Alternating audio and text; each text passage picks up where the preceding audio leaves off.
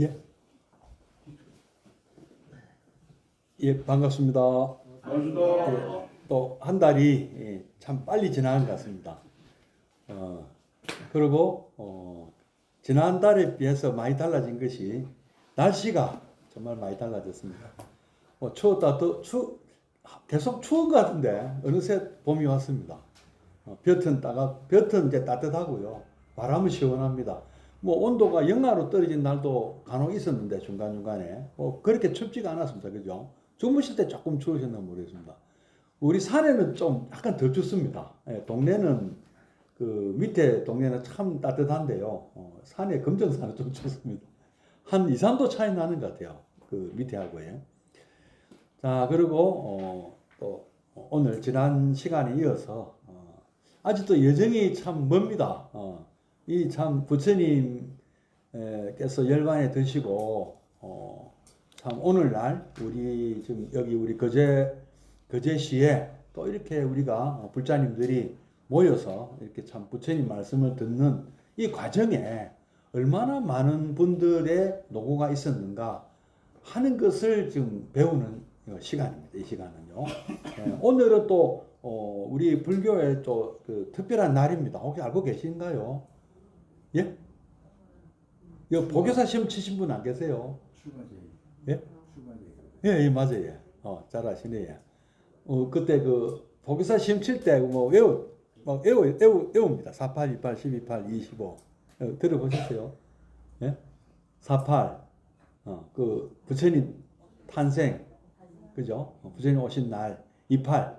그 28이 오늘 날이에요. 오늘 음력 2월 8일이거든요. 부처님 출가하신 날. 그 다음에 뭐가 오죠? 12, 8. 예? 성도제일. 지난 음력 12월 8일. 그 다음에 이제 또 곧 열 보름 되면 또 오죠. 마지막 열반제일. 예. 한번 이거 다 이제 우리가 그때 부처님 생애할 때 우리 한번 배웠습니다. 예. 이제 이제 오늘 말씀은 이제 인도에서 지금 이제 또 출발을 해야 되거든요. 인도 불교는 잠깐 쉬고, 인도 불교 아직 마무리된 건 아니에요. 근데, 불교가 인도에서만 전해지고, 인도에서 뭐 어떻게 전개되었는가 하는 거는 잠깐 쉬고, 이제 어느 다른 지역에 어떻게 전파되었는가 하는 말씀을 이제 드릴 때가 됐고, 부처님께서 뭐 인멸하시고 약 200년 정도 지나서 전륜성왕이라고 볼 수 있는 아쇼카 대왕이 지금의 인도 대륙의 한 뭐 80% 정도 뭐 완전한 지금 인도 대륙하고 완전히 일치되지는 않습니다만은 거의 뭐 한 8, 90% 정도의 통일된 나라를 만들었습니다. 마치 그 중국의 진시황처럼 한 통일을 했거든요. 통일을 또 봐야 되겠죠. 근데 그때 아쇼카 대왕이 뭐 통일한 것도 물론 중요하지만 가장 중요한 역할이 무엇인가 하면은 불교를 인도 대륙에 완전히 뿌리 내리게 해주었고, 그 다음에 그보다 또 중요한 것이 불교 인도 밖의 나라에게 전법을 했다는 겁니다. 특히 그 아들 마힌다 장로를 통해서 스리랑카에 불교를 정했고요.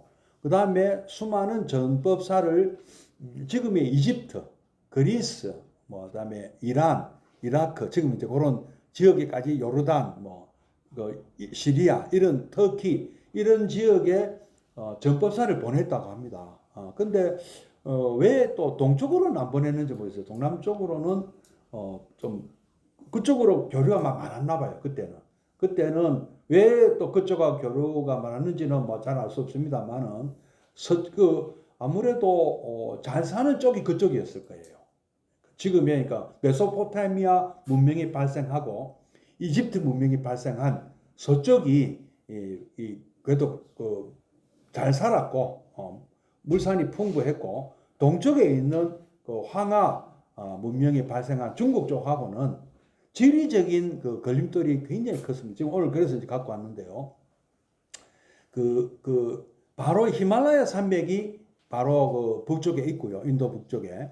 그 다음에 티베트 고원이 또 있고, 또 파미르 고원이 또 막고 있고 해서 굉장히 인도 대륙과 중국 대륙, 오늘날의 그 중국 대륙과는 교류가 굉장히 어려운 정도가 아니고요. 아쇼카 대왕이 전법사를 아예 뭐 보낼 생각도 안 한 것처럼 그때는 미지의 세계였습니다. 서로가 인도에서는 중국을 몰랐고 중국에서는 인도를 모르는 그런 시대였습니다. 그래서 전법사가 아쇼카 대왕 때는 주로 서쪽으로 갔다. 그래서 어쨌든 인도 밖으로 불교를 내보낸 그런 어떤 굉장히 역사적 의의가 있습니다. 자, 그러고 그렇다 해서 동쪽으로 전혀 안 왔느냐? 그건 또 아닙니다. 제가 오늘 그 얘기를 드릴 건데요. 이제 그 인도라는 나라는 여러분들 지금 인도라는 나라를 어떻게 생각하고 계십니까? 인도에 대한 이미지, 좀 후진국이다. 이런 이미지가 좀 많죠. 여태까지는. 근데 우리가 부처님 태어나신 부처님께서 살아 계셨던 2600년 전에도 그랬지만 사실 인도가요 2000년 이상 세계에서 제일 선진국이었습니다. 2600년 중에서 유럽이 인도를 앞지른 건 얼마 안 됩니다.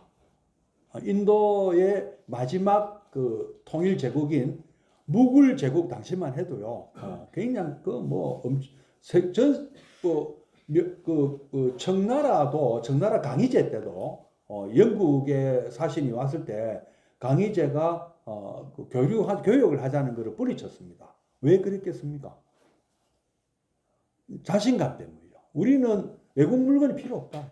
중국인이라는 나라가 워낙 큰 나라이기 때문에 그 안에서 다 해결된다. 먹는 거, 입는 거, 뭐 다 해결되는데 굳이 우리가 뭐 귀찮게 오랑캐 말도 안 통하는 오랑캐하고 우리는 너하고 교류할 생각이 없다. 그럴 정도 강희제 때가 18세기니까 1700년대거든요. 그러면 인도도 그런 입장이었어요. 1700년대 인도 무굴 제국 당시에도 그런 입장이었어요. 여러분 무굴 제국 하면은 뭐가 생각나십니까? 혹시 가보신 분 계실 텐데 타지마할 가보셨습니까? 안 가보셨어요? 뭐 안 가봐도 사진은 보셨을 거 아니에요.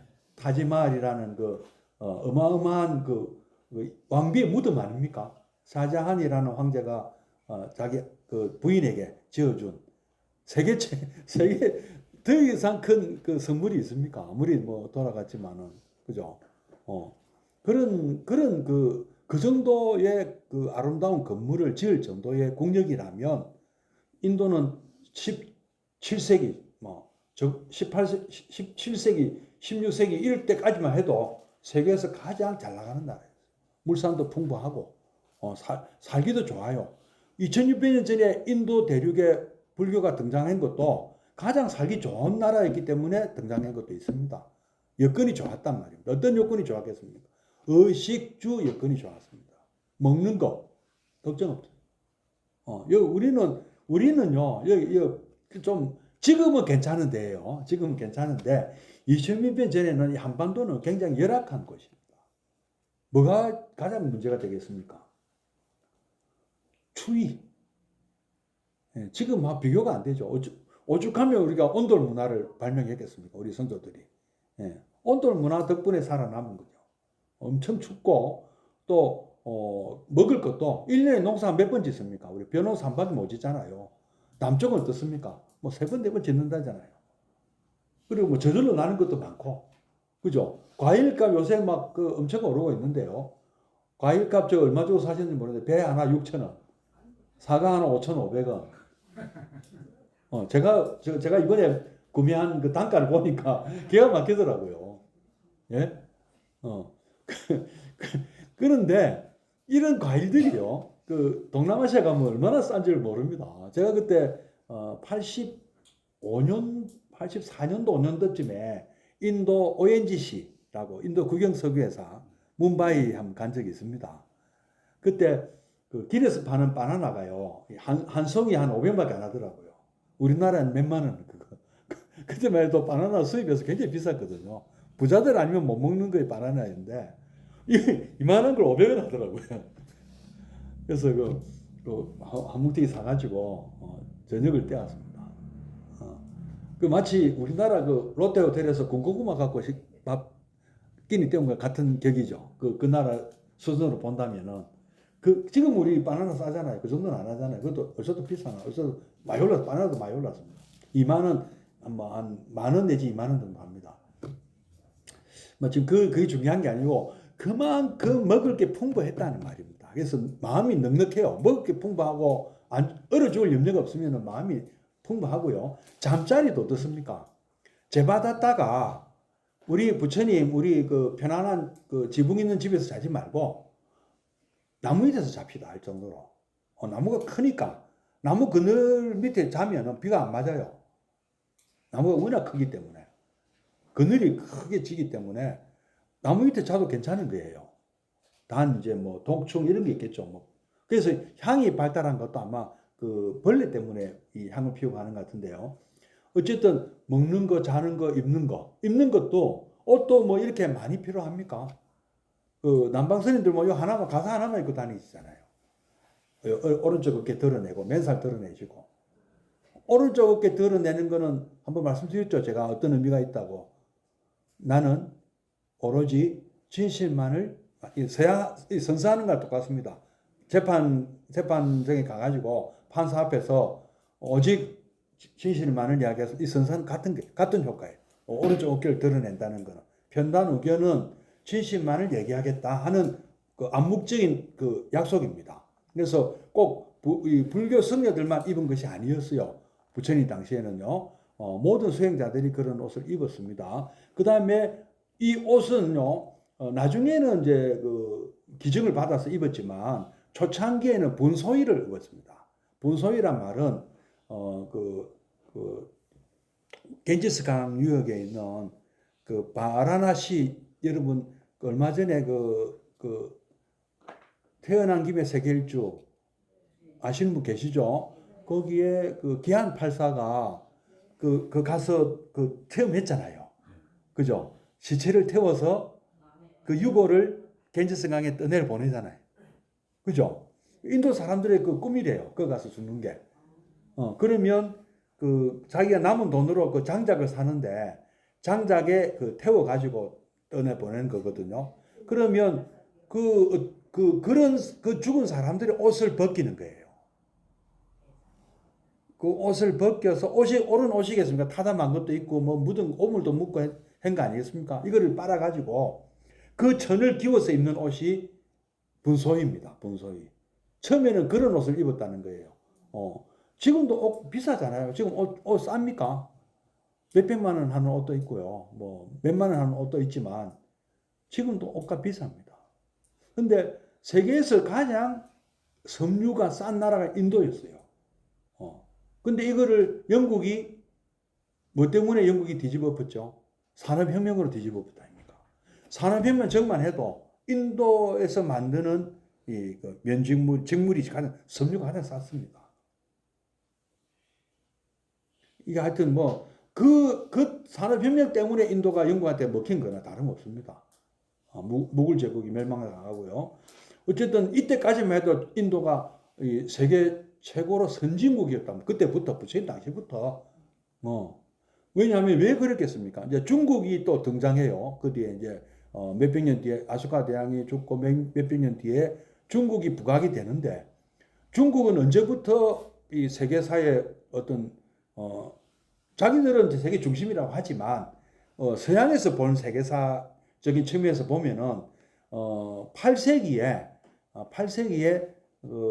우리나라 고구려의 후예인 고선지 장군이 저 파미르 고원을 넘어서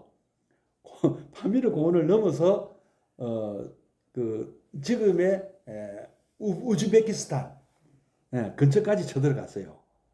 당나라 군대가 고선지 장군이 총사령관이 되어가지고 그래서 탈라스라는 곳에서 이 아라비아 연합군과 싸워서 대패를 당해요. 그래서 깨져요. 당나라 군대가. 그래서 더 이상 서쪽으로는 못 갔지만 서로가 이제 존재를 아는 거예요. 이 서구 그러니까 아라비아 쪽 중동도 당나라의 존재를 알게 됐고 확실히 알게 됐고 당나라도 이런 세상이 있구나 하는 것을 확실히 알게 됐어요. 서로가.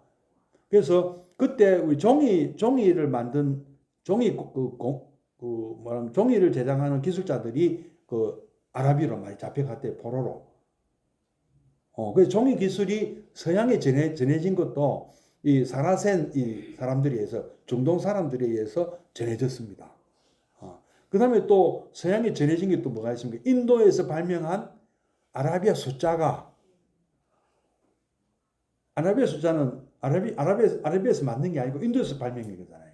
영의 개념도 인도에서 발명했고 그래서 영 또는 이 아라비아 숫자가 중동을 통해 가지고 서양에 전해졌어요. 그래서 서양 사람들은 아라비아 사람들이 쓰는 거라서 아라비아 숫자라고 불렀지만 사실은 인도 숫자죠.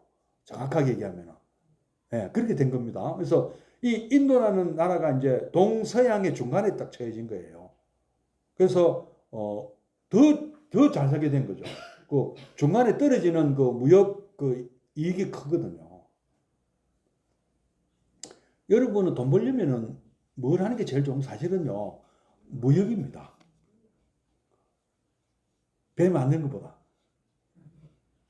이거 뭐냐면은 배가 지금은 이제 우리가 글로벌 돼 가지고 바이어 노르웨이 바이어나 그리스 바이어가 직접 와서 물건 가져가잖아요.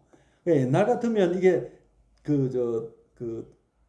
낙타에 지고 다니고 육지에는 바다는 컨테이너 쓰는 자체가 물건을 지고 다니는 거니까 이제 의미가 없지만은 어쨌든 이 물건을 시간과 공간을 이용해서 돈을 버는 거예요.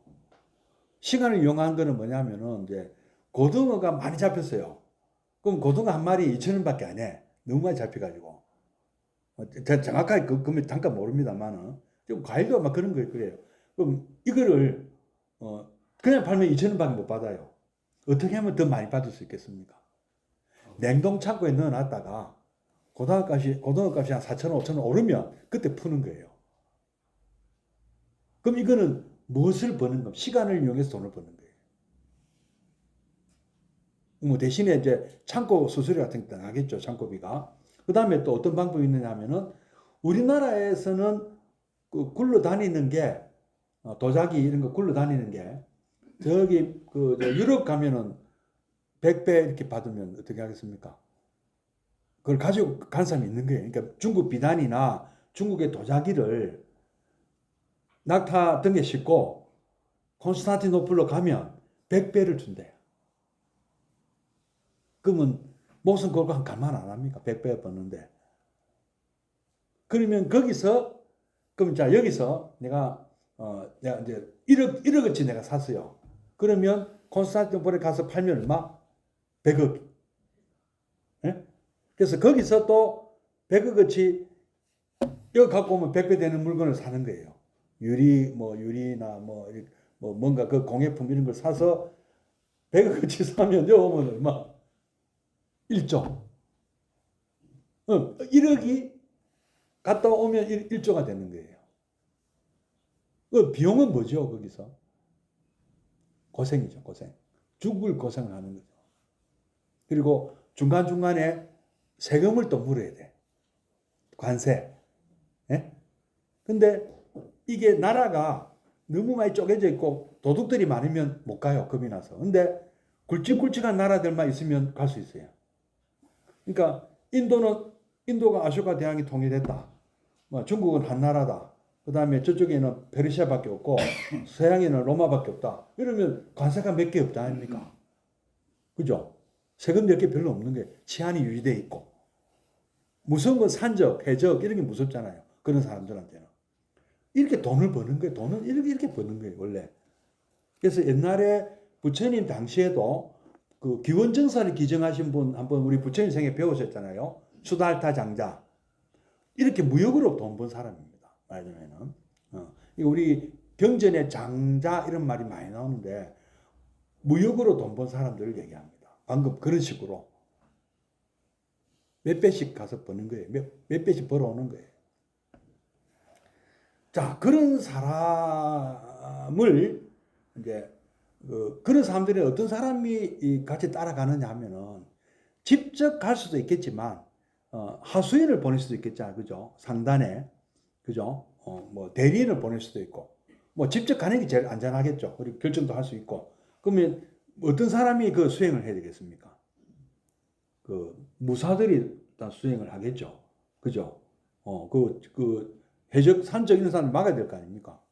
우리 제가 있는 그 만덕고개는 옛날에 20세기 초, 1900년대 초만 해도 산적들이 있었다더라고요. 예? 들어보셨어요? 예. 그 이제 구포 시장에서 만덕고개 넘어가고 동네 이 양반 동네 와서 팔면은 비싸게 받는 거라 그것도. 구포장은 어떤 물건들이 들어옵니까? 저 낙동강 상류에서도 내려오고 또 저게 그 하동이나 이 전라도 이쪽에 물품들이 또 올라오잖아요. 거기서 만나서 거기서 매매되는 거거든요. 그럼 배 싣고 그 낙동강 상류 쪽으로 가거나 또 아니면 낙동강 쪽에서 물고 그러니까 그벼 이런 것도 모아가지고 좋은 선일 해가지고 그 모아가지고 저 서울로 한양으로 또 싣고 가는 것도 있고요. 그 다음에 극히 일부는 이 만덕고개를 넘어서 그 동네로 가서 파는 거예요. 그건 이제 보부상들이 주로 걸어 다니는 사람들이 하겠죠. 요때 몇 명이 같이 가야 되냐? 100명이 같이 가야 된대요. 대략. 왜? 100명이 안 되면 저 산적한테 지는 거예요. 산적도 지키고 있다가 몇 명 안 올라오면 덮치는 거고 많이 올라오면 그 자기들도 손을 못 대는 거예요. 100명 정도 모여갖고 오면 이해가 되시죠? 자, 근데 이제 실크로드를 제가 그려왔는데요. 다음에는 이제 해상 실크로드를 한번 말씀. 오늘은 너무 작네 이러다 보시니까 잘 안 보이시겠는데. 대충 압니다. 그래서 대충 그렇다.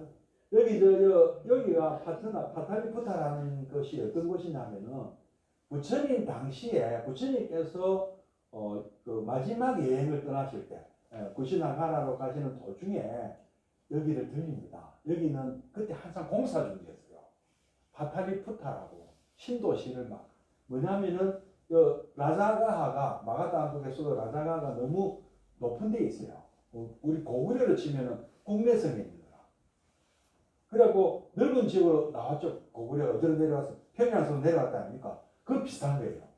아주 그 옹색한 산악 한가운데 있다가 산성에 처박혀 있다가 저도로는 적은 맞기 좋은데 밖으로 뻗어나가기 힘들어. 근데 마가당국이 강력해지니까 밖으로 뻗어나가기 위해서 파탈리푸타 겐지스강 여기 이제 겐지스강이 여기 흘러갑니다.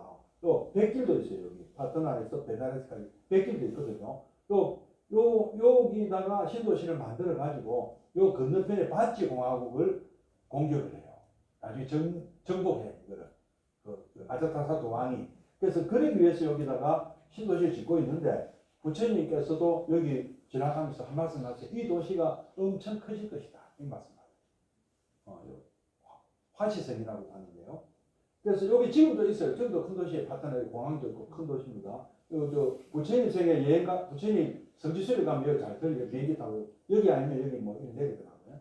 그럼 여기서 부처님 고신하를 있고요. 여기 이제 문비 부처님 태어나시고 여기 깨달음 얻으시고 여기 출가해가지고 가시고 여기서 깨달음 얻으시고 여기 왔다 갔다 하시잖아요, 그죠? 그리고 여기서 고신하를 돌아가 열반에 드시고. 자, 여기서 누가 이제 스님이 한 분 있어요. 이 스님은 어디까지 델리, 지금 뉴델리 인도 수도가 있는 여기로 누가 장사하는 사람이 있다 하면 이 스님은 이제 절을 물리받지 못하는 스님이에요. 상자가 큰 스님 상자가 너무 많아가지고 자기는 뭐 있어봤자 별볼이 없어. 그러면 어떤 생각을 하겠어요? 어디 먼데 갖고 나도 한번 개척을 해볼까? 저 같으면 어디 가서 개척하는 게 좋겠습니까? 여러분들 추천해드립니다. 아프리카 좋은 거예요. 예를 들면 지금 다 있잖아요. 불교 없는 동네가 없잖아요. 없는 동네가 어디 있습니까? 아프리카요. 지금. 그죠? 그렇지 않습니까? 그 생각 안 하세요? 만약에 제가 좀 젊었다. 한번 아프리카 도전해 볼 만한 거예요. 그때 남수단 가셔가지고 히트 치신 분 있죠? 우리 고등학교 후배인데 이태석 신부님. 그런 사람이 돼야 되는 거예요. 만약에 지금 젊은 승려라면 그런 거 한번 권하고 싶어요, 저는. 한번 멋진 일을 왜냐면은 나만 있어봤자 좀 별로 물려받을 것도 도전하는 입장이라면 그렇다는 것입니다. 그래서 이 장사꾼들을 하고 아까 그 100명의 장사 무리에 스님이 같이 좀 가도 되겠습니까? 하고 낀 거예요. 그럼 이제 한 사람이라도 더 많으면 유리하거든요. 네? 머릿속 한 사람 많이. 그리고 뭐 무기는 못 들더라도 기도는 해줄 수 있잖아. 또 든든한 어떤 것도 든든하고 또 그분들이 마치 불자라면 스님이 한번 같이 가는 것도 든든하고 그래서 여기 이분이 여기 따라서 델리까지 갔습니다. 델리에서 또 요 파키스탄 수도가 라발핀디라고 그죠? 맞나? 카라치라는 것은 대도시지만 여기 수도가 아니고 라발핀디로 또 들어가는 이 사람은 또 돌아갈 수도 있고 이 상단이 여기까지 갈 수도 있죠. 어쨌든 그것도 따라서 가요. 그리고 자기는 이렇게 아까 금방 제가 아프리카 말씀드렸는데 여기가 말하자면 미신의 세계라. 여기 가서 한번 전도하고 싶다. 전법하고 싶다 하는 생각을 한 사람이에요. 근데 여기 여기는 좀 많이 알려져 있어. 여기로 그 아프가니스탄 넘어가는 카이바르 고개, 카이버 패스라고 하는 여기는 많은 사람들이 알렉산더 대왕들로 넘어 쳐들어왔고 여기는 엄청 교류가 많았기 때문에 이쪽은 좀 어두운 세상이었어요. 상대적으로. 그래서 요 소위 말하는 파미르 고원, 정령 고개라고 우리 종종 얘기 많이 나옵니다만은 요 카라코란 고개를 넘어서 여기는 이제 전부 오아시스 국가예요. 여기서 사막이 전체가. 골륜 산맥과 천산 산맥 사이에 타클라마칸 사막인데 사막 중간중간에 오아시스들이 있어요. 그래서 여기 예청, 호탄, 우전, 지금 이름은 허텐, 유텐 뭐 이런 거. 예, 옛날 이름들이 호탄, 유전, 우전국 이런 요리를 통해 가지고 쭉 이렇게 와가지고 여기 돈항 들어보셨죠? 돈항 또는 돈항이라 돈항 석군 유명하잖아요. 그래서 여기서 이 사람이 끝까지 갔으면 이제 중국의 그때 그 당나라 수도인 장안까지 또는 뭐 낙양 이런 데도 올 수 있습니다만 어디서 멈췄는지 모르지만 이분이 끝까지 갔다고 생각하면은 이런 루트를 따라서 여기서 출발한 상인들하고 같이 갈 수도 있고 중간에 다른 상인하고 갈 수도 있는 거예요. 그런 상인들이 많이 다니니까 상인들이 먼저 개척한 거예요. 이 길들을요. 그래서 실크로드잖아요. 그죠? 네? 비단이 매매됐대. 비단은 여기서 중국에서 만들어진 비단이 낙양, 시안 모여가지고 난조, 우웨이, 리먼, 두나 이렇게 오는 것이 이제 전산남로 여기가 전산북로 이렇게 전산북로 이렇게 하는 게 서역북로 우르무치 푸르판 우르무치를 해가지고 알마티를 타슈켄트를 해가지고 저쪽으로 가는 이 위로 가는 코스는 그 우크라이나 쪽으로 가는 게 있고요. 밑으로 가는 코스는 지금의 터키 아나톨리아 반도를 해가지고 콘스탄티노플을 가는 거예요. 여기도 요 카스카를 해갖고 이렇게 가는 것도 사마르칸트 통해 가지고 또 가는 거예요. 그러니까 이 실크 로드를 통해서 요 길이 바로 부처님 법이 전해진 길입니다. 요 길들이. 그래서 이렇게 와갖고 우리나라 온 거예요. 네? 네, 우리나라 사신이 여기 많이 갔거든요. 여러분 다 아시는 그 태종 무열랑 김춘추 어찌나게 갔다 아닙니까? 그다음 그 아들 누굽니까? 문무왕 문무왕 이름 뭐지? 문무왕도 많이 갔어요. 사신으로. 그 뒤에도 신라 왕자들은 한 사람씩 꼭 가야 돼요. 다른 나라에. 뭘로? 인지 사신.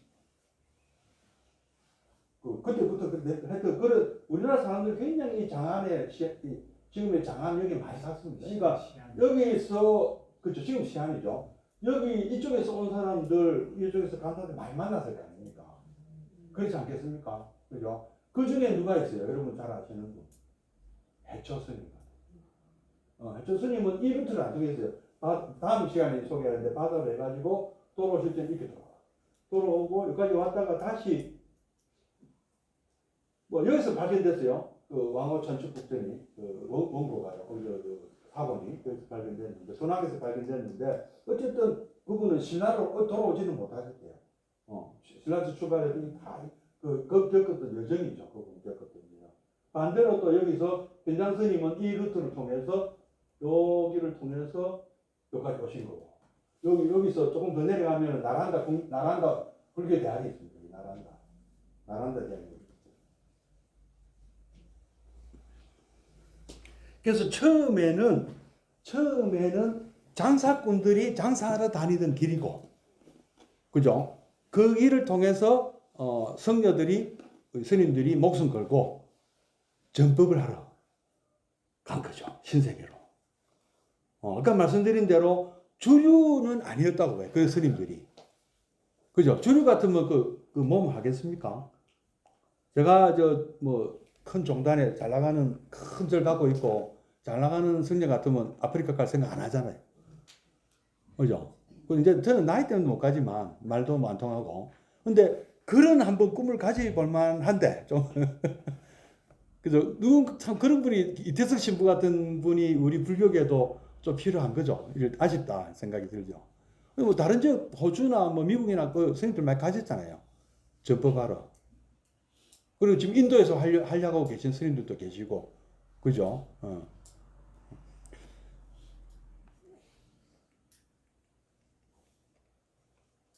그래서 저기 이제 저 지도를 이제 다음에도 제가 활용할 저기 보면 어떤 위치에 어떤 사람들이 어떤 일을 했다 하는 것도 또 스토리가 또 있습니다. 그래서 그런 거는 이제 또 다음 기회에 말씀드리고요. 자, 지금 인도는 지금 현재로 아까 제가 말씀드리도 말았는데 지금 다시 떠오르는 강대국이 됐습니다. 경제 GDP로도 10대 안으로 들어왔고요. 우리가 좀 10대 선진국, GDP 외형 GDP가 우리가 이제 10위권 밖으로 나가버렸고 인도가 들어와 있습니다. 그리고 국방력도 세계 4위라고 그러죠. 인도가. 미국, 러시아, 중국 다음에 인도. 그 다음에 어딘지 아십니까? 서열이. 우리가 5위래요. 그래서 여러분들 하나오션 덕분에 5위 된 것 같아요. 또 무슨 말인지 아시죠? 그죠? 하나오션이 무슨 일을 했길래 5위야. 지금 이제 방산 무기를 만든다는 이것도 굉장히 중요하거든요. 우리나라는 뭐 비행기 전투기 그다음에 또 K9 뭐 K2 하나오션은 잠수함 뭐 이런 거 있잖아요. 그죠? 그리고 지금 이제 좀 약간 분위기가 좀 이제 중국은 조금 약화된 것 같고 인도가 굉장히 떠오르고 있습니다. 인도가 굉장히 떠오르고 있는데 인도도 절대 만만한 나라로 보면 안 됩니다. 원자탄도 있고 인공위성도 만들고 뭐 어떤 첨단 쪽은 뭐 아주 그 1인당 GNP 따지면 아직도 후진국이지만 워낙 인구가 많다 보니까 1인당 GNP 따져봤자 암만 많이 벌어도 14억으로 나누면 얼마 안 되는 거예요. 예? 근데 부자는 엄청 더 부자래요. 중국도 그렇지 않습니까? 중국도 그렇고 인도도 그렇고 하여튼 그리고 무엇보다도 제가 부러운 거는 요즘 여러분들 뭐 의사 선생님들 문제로 조금 마음이 좀 안 편하시죠? 솔직히. 예. 근데 인도에서는 공부 잘하는 사람들이 공대를 딱 간대요. 우리나라는 의대를 가는데. 우리나라는 뭐 그것도 괜찮아요. 뭐 의사들이 잘해가지고 전 세계에서 치료받으러 많이 오잖아요. 우리나라로. 성형수술 받으러도 오고. 그죠? 뭐 이 병원이 좋아가지고 또 수술 실력이 좋아서 수술 받으러 오는 사람들도 많다고 하더라고요. 그래서 뭐 그런 쪽도 뭐 나쁜 건 아니에요. 나쁘다고 할 수는 없습니다. 의료 산업이 발달해가지고 또 그것도 우리 뭐 하나의 국제 경쟁이 되는 거니까. 그러나 인도 사람들이 인도의 공대 출신들이 어떤 역할들을 하느냐 하면은 미국의 그 최첨단 그 AI 산업이라든지 뭐 이런 쪽에 CEO들이 많다네요. 큰 회사에 전문 경영인. 예? 그거는 참 높이 봐야 될 것 같아요. 그리고 그런 사람들이 인도까지 와서 스카우트를 간대, 인재들을. 그런 회사들이, 세계에서 제일 잘 나가는 그런 회사들이, 첨단 산업의 회사들이 그 엔지니어죠, 그죠? 공대 나온 사람들을 스카우트 간다. 우리나라 삼성도 사람을 보내는데 뭐 좀 약간 월척은 못 데리고 오고 준척 정도 데리고 나더라고요. 삼성이나 LG나 뭐 우리나라도 잘 나가는 회사 있지 않습니까? 근데 우리도 뭐 아주 인기가 없는 건 아닌데 좀 그렇다 하더라고요.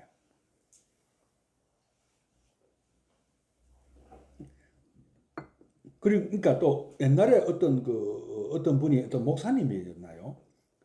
그런 그때 언제 때 이런 말씀하셨나 하면은 그때 한번 동남아시아에 그때 그 쓰나미로 한번 난리 난 적이 있었죠. 태국하고 이런데 기억나시죠? 그때 이 좀 약간 좀 그 천박한 스님 이제 목사님이에요. 뭐 이 그 목사님이라 다 그런 거 아닌데 뭐라고 장뭐라고 하는 목사니까 불교 믿는 나라들 다 못 살고 한번 들은 것 같죠, 그죠? 기독교 믿는 나라들 잘 산다. 근데 그 사실도 아니고 사실이 아니죠. 사실도 아니고 그냥 약간 선입견 같은 거죠. 그 다음에 또 어떤 분은 또 불교 때문에 인도가 망했다는 얘기하는 분도 있었어요. 그 목사님 말고 왜냐하면은 이 윤회를 믿기 때문에 이게 삶에 애착이 별로 없다. 뭐 아둥바둥 살진 않는다 이거죠. 근데 그건 사실 불교 때문이 아니거든요. 그거는 힌두교죠.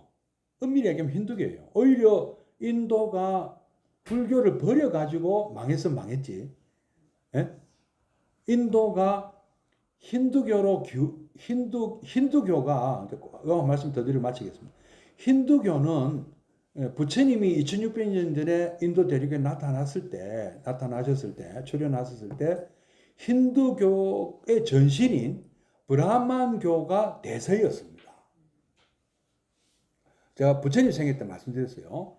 대세였는데 이 브라만교가 좀 그러니까 종교로서의 한계점에 봉착했을 때예요.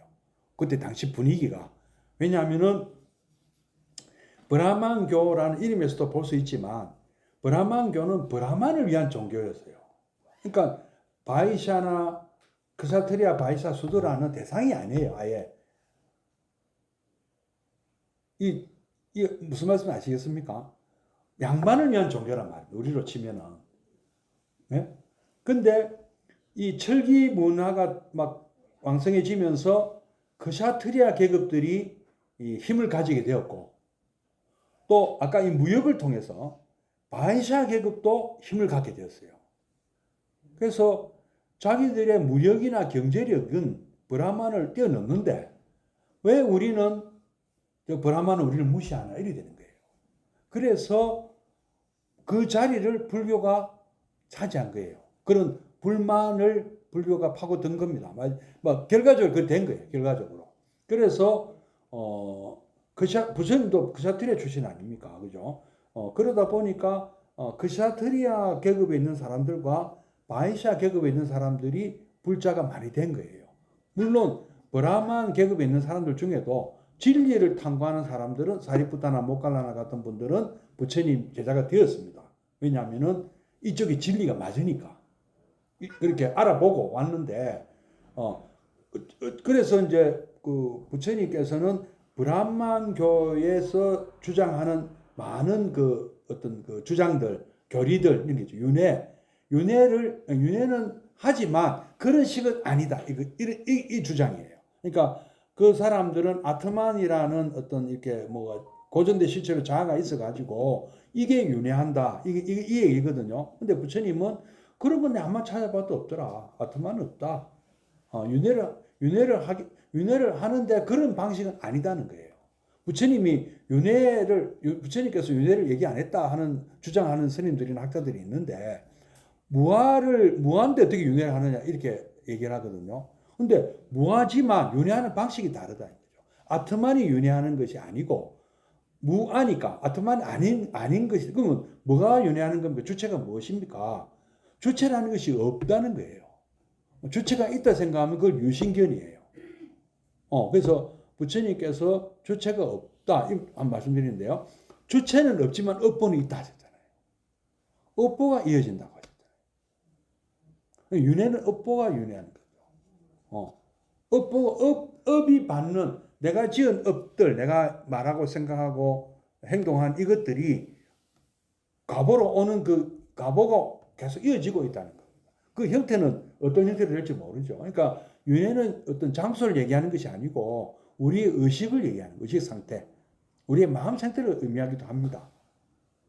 그리고 여러분 오늘 하루에도 윤회하는 거예요. 오늘 하루에도 어떤 윤회를 했습니까?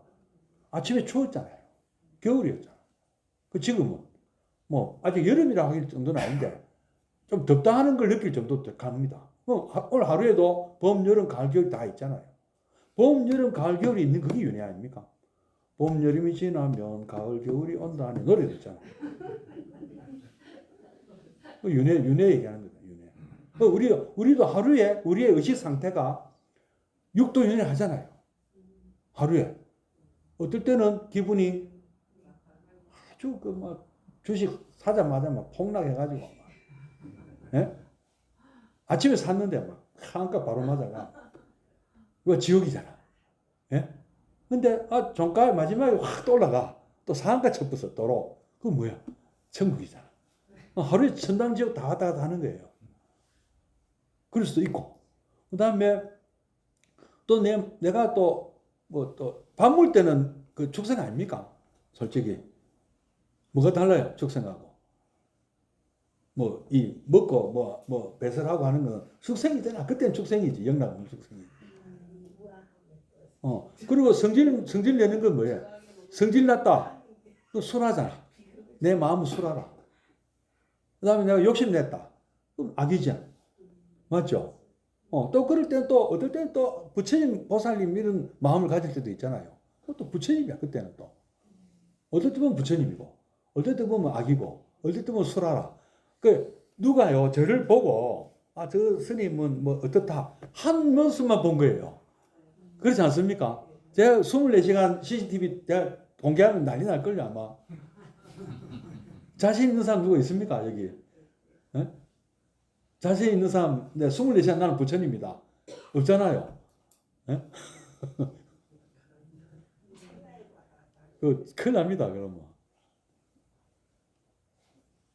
그래서, 윤회는 하는 거 맞죠? 그렇게 따지면. 단, 그게 주체는 없다는 거예요. 그냥 우리는 흐름 속에 있을 뿐이라는 거죠. 흐름. 그러니까 저는 명사가 아니에요. 법천 스님은 명사가 아니에요. 동사예요. 하다못해 동명사예요. 동명사. ing가 붙어요. 법천 스님인 죽은 거예요. 계속. 낙동강하고 똑같아요. 그죠? 낙동강은 흘러가는 그 물, 그거를 낙동강에 부르잖아요. 낙동강이 있어서 흘러가는 게 아니고, 이거 이제 조금 이게 이해 안 되세요? 법천 스님이 있어서 그 사람이 살아가는 게 아니고, 그냥 이 살아가고 있는 이 온과 이 육근을 법천이라 부르는 거예요. 그냥. 지금 온도 계속 변하고 있잖아요. 색수상 행식 계속 변하고 있지 않습니까? 색도 변하고 있고, 내 모양도 변하고 있고, 내가 받는 느낌도 변하고 있고, 내가 하는 생각도 변하고 있고, 내가 하는 의지도 변하고 있고, 내가 생각하고 있는 식도 변하고 있는 거잖아요. 온도 계속 변하고 있고, 온이 계속 변하고 있으니까 색 하나하나 다 따져보니까 무상한 거고, 그 무상인데 이거를 즐거움이라 할 수 있느냐? 고라고 할 수밖에 없지 않느냐? 예. 그런데 거기 내가 어디 있나? 그게 무아 아니냐? 그죠? 무상, 고, 무아 아니냐? 하나하나 따져봐라. 네 몸을 따져보고, 네 마음을 따져보고, 네 느낌을 따져보고, 네가 지금 어떤 의식을 갖고 다 따져봐라. 그리고 네가 눈으로 본 거, 네가 귀로 듣는 것, 그것도 역시 다 무상하고 고고 무하지 않냐. 나라고 부를 수 있는 게 어디 있느냐, 거기에. 없다. 그래서 윤회를 하되, 윤회는 그런 방식으로 힌두교에서 브라ಹ్మణ이 주장하는 윤회 그런 건 아니다. 열반도, 그 사람들도 해탈 열반 얘기했는데, 열반도 진짜 열반 이런 것이다. 탐진치가 완전히 소멸되는 것이다. 우리는 소멸되면 얼마나 좋겠습니까? 다 소멸되면 일반인데. 살아있으면서 소멸할 수가 있나요? 그게 슬픔인 거죠. 그것도 고해요. 알고는 있지만 그런 삶을 살기는 어렵다는 거. 근데 그러려면 문제는 있습니다. 예, 그러려면 우리가 지금 우리 부처님 표 열반을 하려면 솔직히 일단 출가부터 해야 되잖아요. 그것도 쉽지 않잖아요. 예, 그래서 나온 아이디어가 뭐냐면은 이번 생에 내가 이런저런 일로 다 못했다 이기라. 처자식 먹이 살린다고 못했고 뭐 우리 아들 장계 보내 우리 많잖아요. 머리 못 깎는 이유가. 그죠? 헤어스타일 나는 이거 머리 깎는 헤어스타일 싫어서 안 뭐 그런 것도 있고 심지어는 어쨌든 이런데 내가 내일 모레 이제 나이가 막 80, 90 돼갖고 언제 내가 분리갈지 모른다. 이런 순간이 됐을 때 할 수 있는 일이 뭐냐. 그래서 그래 보니까 경전에 보니까 부처님께서 막 걱정되면 나를 찾아라 했다. 연법, 염승을 하라 했다. 그래서 그 구절에서 개발된 어떤 새로운 이 가르침이 뭐냐? 임종 직전에 나무아미타불 해라. 48대원 중에 막 몇 번째 나오죠? 나오잖아요, 그죠? 임종 직전에 나를 찾아라. 안미사계 보면 나오잖아요. 그러면 거기는 어떤 사람들이 있는 것이냐? 내가 좋아하는 사람들, 나를 좋아해 준 사람들만 있는 곳이다. 거기 가면은 그 대신 공부를 해야 돼. 그건 얘기는 안 해. 공부해야 돼. 그 노는 데가 아니에요. 공짜로 밥 주고 공짜로 다 등록금 없고 기숙사비 없는 대신에 그거 더 닦아야 돼. 그거. 오근 어력부터 해야 돼. 오근 어력까지는 다 못하네. 오근 어력까지는 못하고 오근 어력 이후부터 해야 돼. 더 닦아야 돼. 그거 가서. 그래도 우리에게는 그래서 그 임종에 임박한 분한테 나무아미탑을 하세요 하는 그 희망이라도 있어야 될 거 아니에요. 그 다음에는 모르지. 나도 안 가봤으니까. 내가 가본 기억도 안 나고. 아직 안 갔으니까.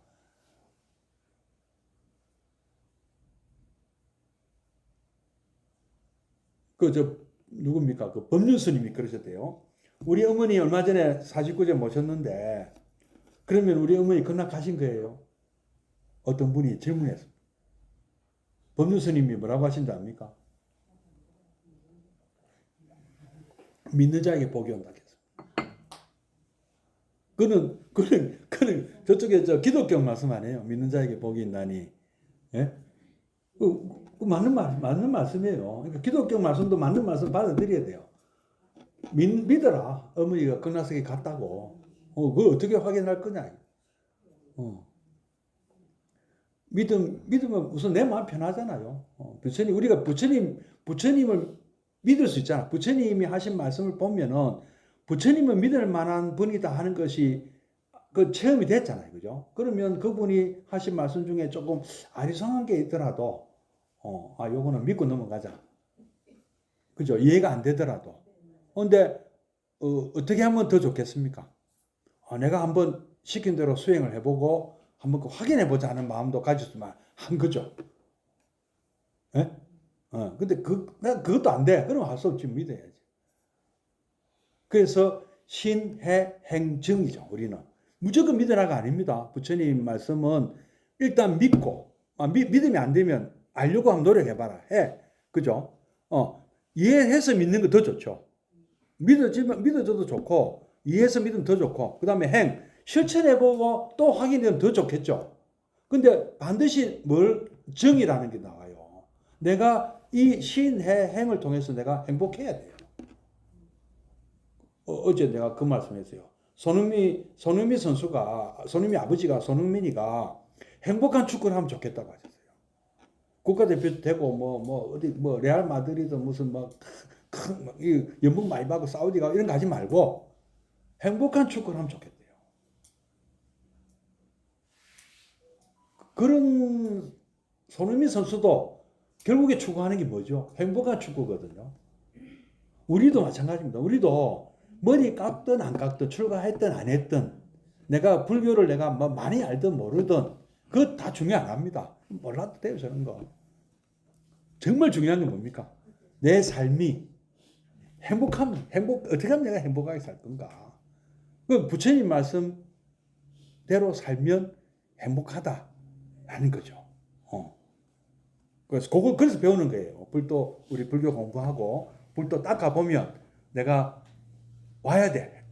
행복 안 하면 안 해야 돼요. 내 마음이 편하지 않으면 안 해야 돼요. 다른 거 찾아야 돼요. 근데 저는 찾았거든요. 아, 여기다. 나는 여기서 행복 찾았다. 이렇게 말씀드릴 수 있습니다. 여러분도 행복을 찾으십시오. 그게 성불하는 겁니다. 예, 자, 성불하십시오.